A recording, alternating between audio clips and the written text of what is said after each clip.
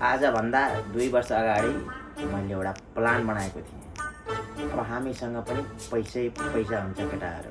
अच्छा, किनकि हामी जाँदैछौँ ब्याङ्क लुट्न। ब्याङ्कको स्पेलिङ त अनि बिग्रेछ त अनि।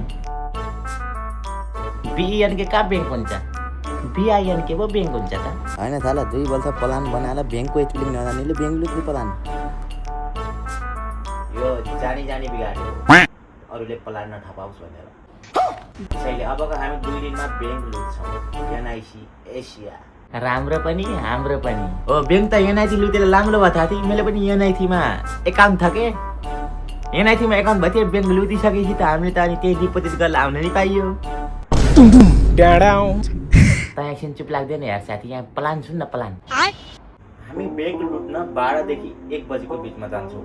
किनकि त्यति बेला हल्का मान्छे कम हुन्छ। अनि गेटमा हुन्छ चन्द्रबहादुर, त्यहाँको सेक्युरिटी गार्ड उर्फ चन्दे। चन्द्रबहादुरको मैले 2 वर्षमा ब्याङ्क धाउँदाखेरि के देखेँ भने खाली टाइममा चन्द्रबहादुर नाक कोटाएर बस्दो रहेछ। गेटमा हुन्छ चन्द्रबहादुर।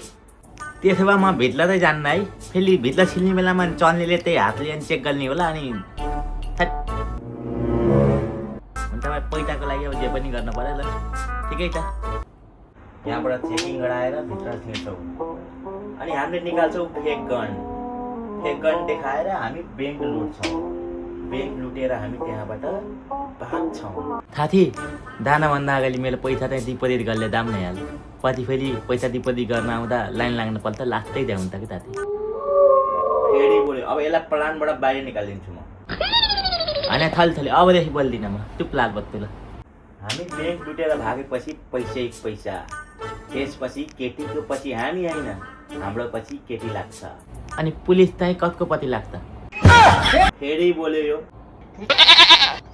हाम्रो ब्याङ्क लुट्ने प्लान यही हो। पर्सि हामी ब्याङ्क लुट्न जाँदैछौँ। पर्सिको शुभ दिन हेर त साथी। पर्सि त शनिबार ब्याङ्क बन्द हुन्छ। E se io muoio da partigiano, oh bella ciao, ciao, ciao.